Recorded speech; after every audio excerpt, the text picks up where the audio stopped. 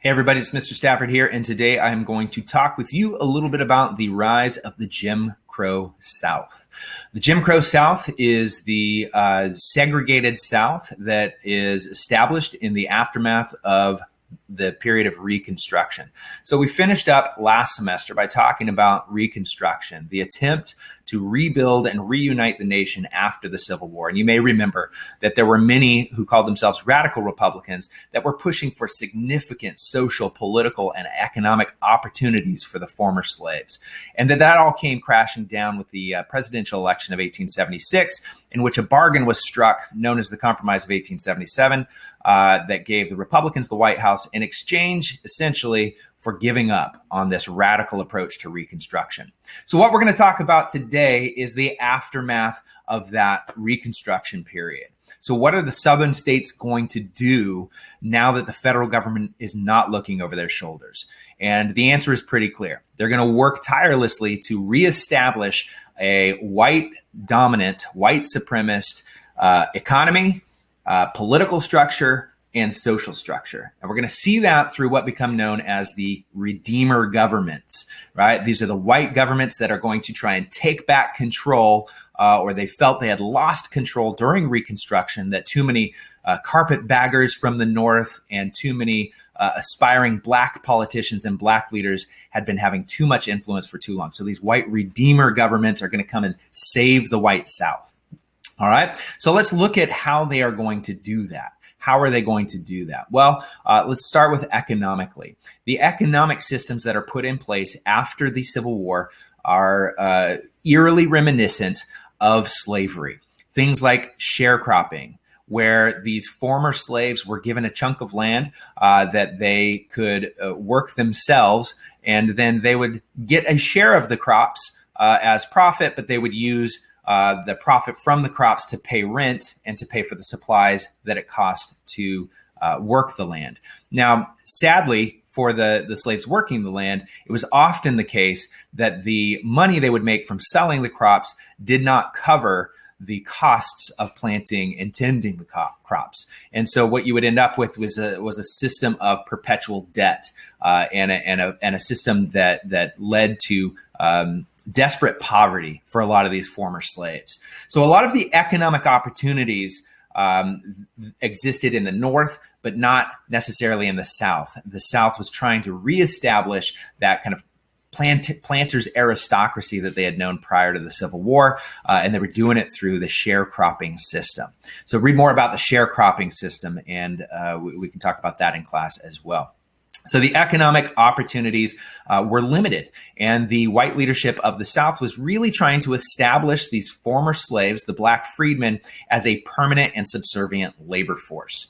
Let's talk politics. So politically, there had been gains made. You may remember that there were black senators elected during the period of radical Reconstruction.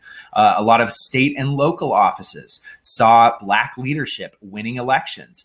And so these white Redeemer governments are going to try and reverse that or undo that. And the way they do that is by preventing black voters from voting. Remember, with the passage of the 15th Amendment, states can no longer deny the right to vote on the basis of race, ethnicity, or previous condition of servitude. So they had to get clever. Their goal is to suppress the vote, and this might be something that you want to look into with the history and the headlines, because today we're talking still about voter suppression. Right. But during the late 1800s, the voter suppression was incredibly clever, but far more overt than you might find today. So let's talk a little bit about how black votes were suppressed in the late 1800s. One was through a literacy test. So a lot of the former slaves were voting, but obviously had never been taught to read or write. They were largely illiterate as slaves. And so one way to prevent them from voting was require them to pass a literacy test. Now, former slaves had worked really hard during Reconstruction to acquire literacy skills, right? They saw that as a way out of poverty, as an opportunity for economic advancement. And so even those slaves who did have literacy skills were given literacy tests that were either subjectively interpreted so that the person administering the test could deny them passage, or they would just be incredibly difficult for the black voters, and there would be a separate test for the white voters often. So all sorts of indicators that this was not really about voters proving literacy. This was really about making sure that the state had a tool for preventing black voters from voting. So literacy tests. Another tool that was used by these redeemer governments was the grandfather clause that said you must be born of someone who had the right to vote in order to participate in our state's elections, right? And of course, if you are a newly freed slave, no one in your history of ancestors ever had the right to vote. And so you would never have the right to vote as well. So it's not limiting on your previous condition of servitude or on your race or your ethnicity, but because your ancestors were not allowed to participate, you could not participate either. On top of that, you might be asked to pay a poll tax. So let's hit them where they are every time, right? So if we look at these provisions, we're seeing that the white redeemer governments are looking at the non-racial ways that they can limit the voting rights of the former slaves. And they're identifying some kind of commonalities of that group. The first was illiteracy. So they targeted that with literacy tests. That they all had descended from slaves, right? So they targeted that with grandfather clauses, and then poll taxes. They were noticing that they were largely living in poverty, a lot of these former slaves. So let's charge them a fee to vote. And if they have to choose between putting food on their table and voting, hopefully they'll choose putting food on their table, right? And so these are ways that are used to limit voting rights in the South. And if that didn't work, tried and true method was intimidation, threatening the voters, right? If you registered to vote, you might get tailed on your way home by the Ku Klux Klan. You might actually get killed, right? Your house might get burned down. So this was another risk. If you wanted to vote, you ran the risk of retribution, violence, right? You might find economic retribution, right? Maybe you had a little business and your business would be destroyed.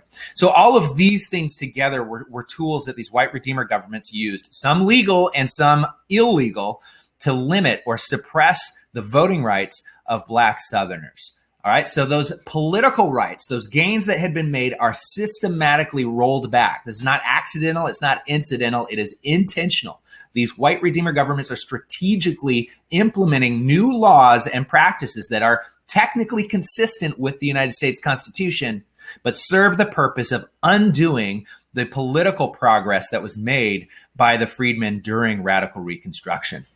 Okay, so economic restraints, political restraints. Let's talk about social restraints. There is a major Supreme Court decision during this time called Plessy versus Ferguson. You may have heard of Plessy versus Ferguson before. You'll definitely read about it in this chapter. But this has to do with segregation. Segregation on the basis of race in Southern society was the norm. And it was challenged all the way up to the Supreme Court. There's a provision in the 14th Amendment, which was one of our Civil War amendments, that guarantees equal protection of the laws. And the black litigants argued that to deny access to certain facilities or to keep white and black separate schools, separate churches, separate bus, eventually we'll see separate bus seats, separate train cars, eventually we'll see separate water fountains. The argument was that this is unconstitutional. It's a violation of the 14th Amendment Equal Protection Clause. Unfortunately, the Supreme Court in 1896 said separate is okay as long as there's equal. In other words, it's okay to require blacks and whites to ride on separate train cars as long as you have a train car for each of them. It's okay to have separate schools as long as you have a school for each of them. All right. So these are the odds that the black Southerners are facing. And the question is, how do we address these problems, right? What do we do? How do we fight for equality? Do we just put our heads down and work quietly and wait for white people to change their minds? Do we go it alone? Do we look for white allies? Do we work on changing the political system? Do we protest? Do we run economic boycotts? And eventually, through the establishment of the civil rights movement, we'll see that an all of the above approach is what's taken. Sadly, during this time period, and we'll come back to this again, a response to this advocacy was often lynching.